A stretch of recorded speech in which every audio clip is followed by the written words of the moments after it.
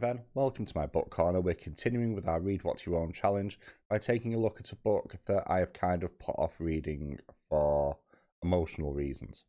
And that is Terry Pratchett's Raising Steam.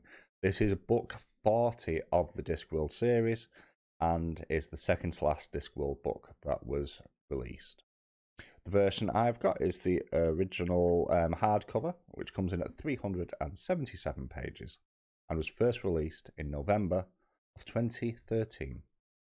As always, we shall take a look at the story, the characters, the world building and the presentation before I give my final thoughts at the end. Let's just jump into this. Raising Steam is a story about industrialization in many regards and how something new begins in controversial fashion until it becomes accepted. We've already seen this with the Clax Towers, which were hated throughout the world because they were big, noisy, ugly things. But then when people realised they could get a letter to their relatives in other cities nearly instantaneously and a response pretty quick as well, it kind of started to replace the common mail. And this is the case for Steam. And this is a story of when the steam engine was first invented up to the creation of the first branch lines and cargo lines, and how people were initially not happy with this. Because whilst they wanted all the benefits, they didn't want to deal with the drawbacks like the noise or the cinders and the smoke that come off the engines as they're going through the places. So you have a lot of sort of socio-economic stuff going on here. And you also have the sort of gist of the second half of the story, because the first half is very much about the idea and how you get it moving and the actual logistics, whereas the second half, which is where Moist Von Lipwig really comes into it, is more story focused, as Lord Vetinari, the tyrant of Ankh-Morpork, is very insistent in a pointed degree that there should be, as soon as possible, a rail service to Ubervault, which is a long, long way away on the Discworld maps. He never says why. It does become clear in the story later on. And of course, with a story like this, with rapid progress, which some people see as a threat, you do have groups that are trying to derail this as well. I think they're called the Grags. I could be wrong. I do forget things. And this is a subsect of Dwarven culture that's become a little bit marginalised, especially since the effects of things that happened in the book Thud, where there was basically almost a civil war in the dwarfs over ideology between the more progressive side of the dwarven race and the more traditionalists, and the Grags are the more traditionalist side. So they have first of all been out destroying Clax Towers because they see them as an affront to dwarvism. And then when the railway comes along, that's an even bigger affront to dwarvism. They feel that it would be tempting good dwarves away from their underground homes, hammering metal and mining, to go work on the railway, even though no self-respecting dwarf would ever want to work on the railway. And you then have the political side of the plot as they try to find a way to literally and figuratively derail this venture. And on top of that as well, you have the idea of how an idea like Steam became so alive as well. And it takes a look at how just the idea can be an inspiring thing to people and create not just jobs and opportunities, but hobbies and love and stuff like that. So overall, this is a pretty strong story and quite an interesting take on one of the key points of the Industrial Revolution. I can't talk about the character work without talking a little bit about the history, which will also come into the world building in a bit as well. So you have new characters that are introduced and you have returning characters as well. So we'll start with the new characters first of all. You have Dick Simnel, who is very much, for want of a better word, he's an engineer in his blood. His love is building this steam engine. His father was killed in an explosion of steam because he didn't completely understand stuff, and he became obsessed in that way that makes him just tinker and tinker and tinker and tinker and tinker. And he understands that you have to make controlled mistakes to figure out how badly things can go. And this is somebody who truly loves what he's doing, and in many regards the steam engine is the love of his life, and he nearly worships this. And that is something that comes through with the way the Iron Girder, which is the name of the first locomotive, alters and changes and actually develops personality as well throughout the course of the story.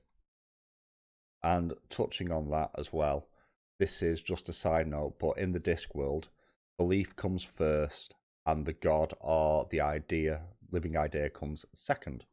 Much like, so if you believe in the god of turtles, and enough people do, the god of turtles will inevitably end up existing if the belief is true. And there is a belief in the railway and in the steam locomotive. Just on a side note there. And he's quite an endearing character because of how obsessed he is, first of all, to a nearly unhealthy degree, and also how naive he is, because all his life he's put into creating this thing. He's just been satiated with the inspiration that fleets through the universe. The second character I'm going to mention is Harry King. I'm pretty sure he has appeared in books previously. I just can't for the life of me remember.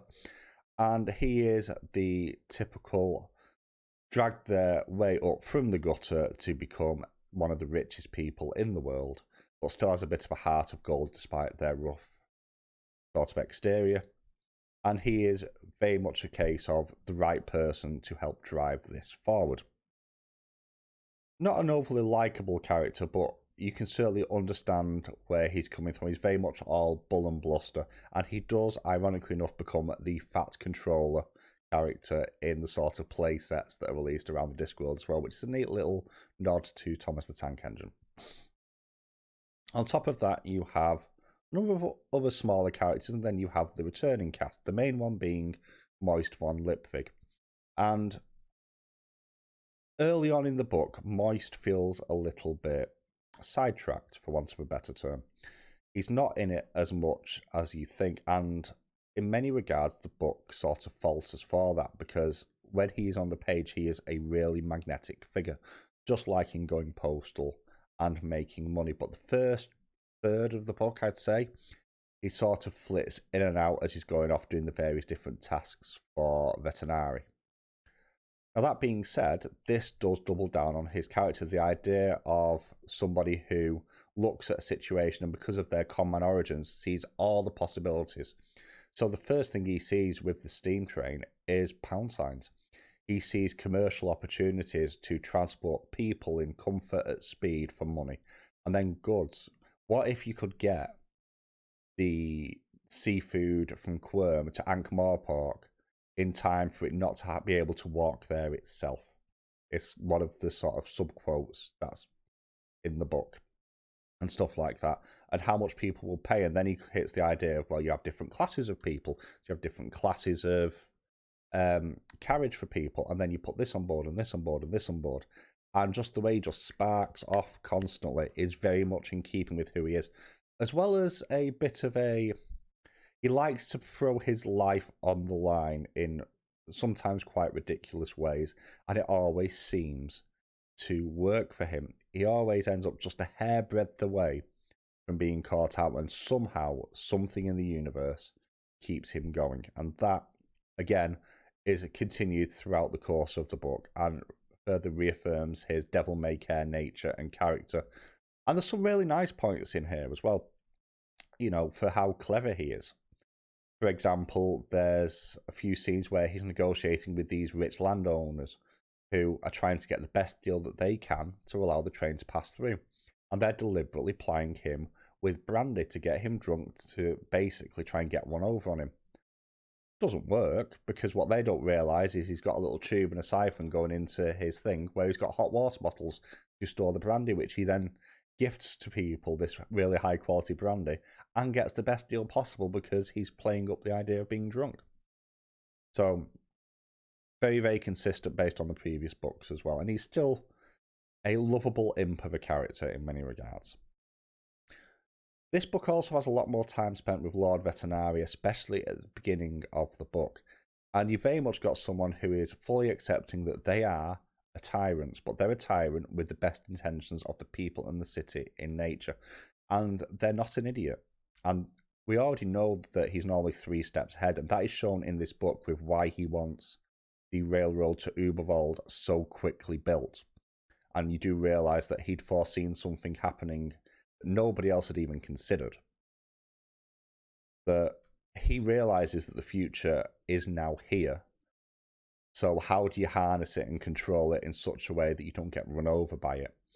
And just the natural insight and his ability with people really, really does shine through as well.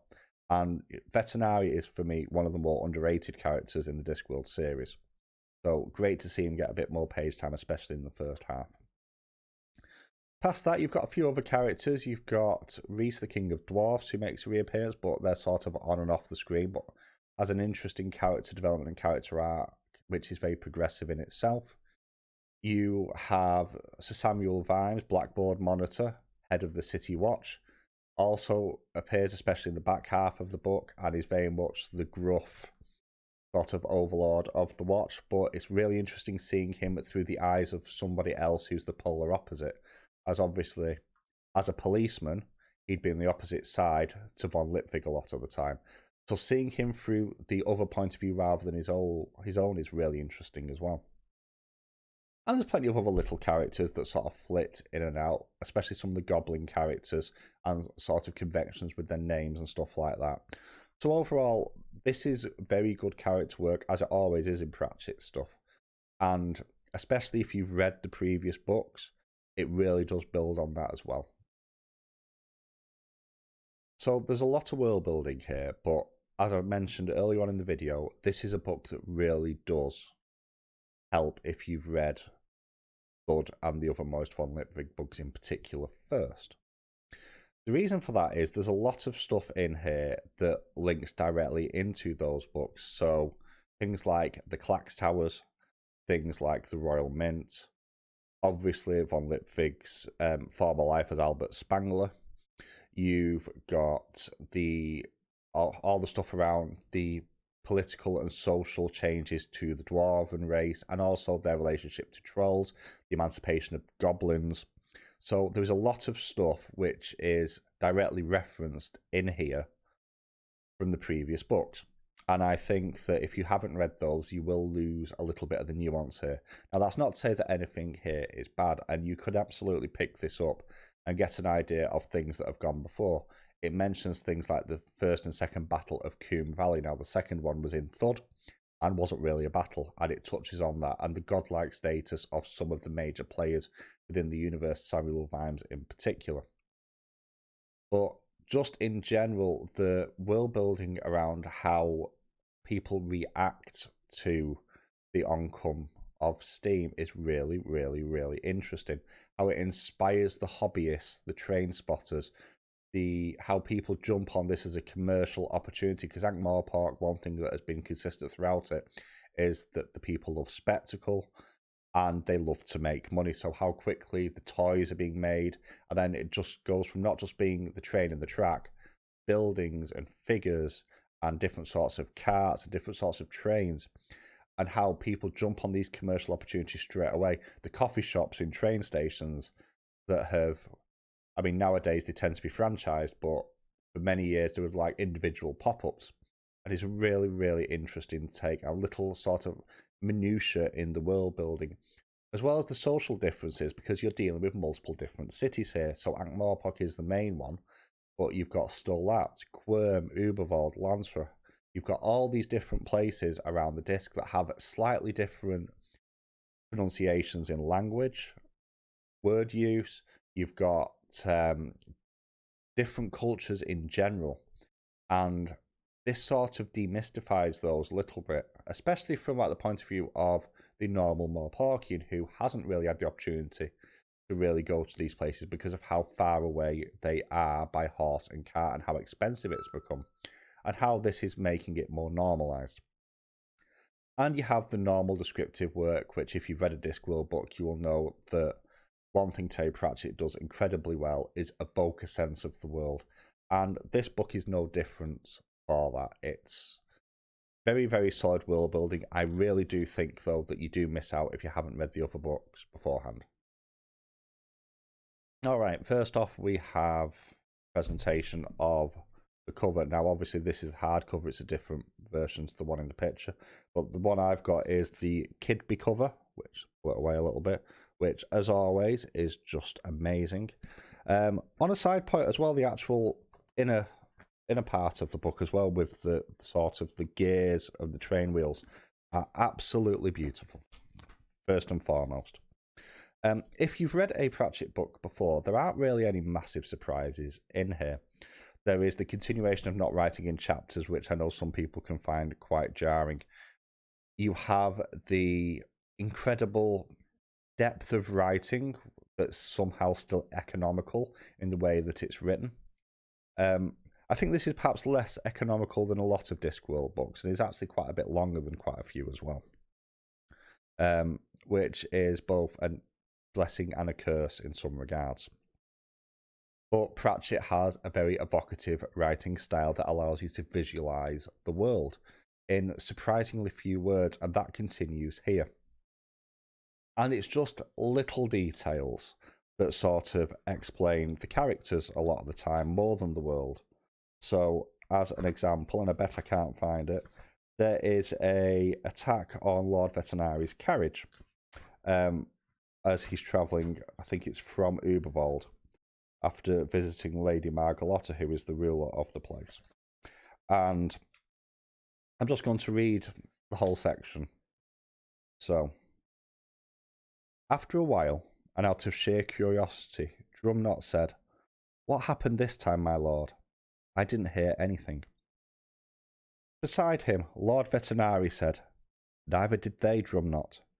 Dear me, it's such a waste.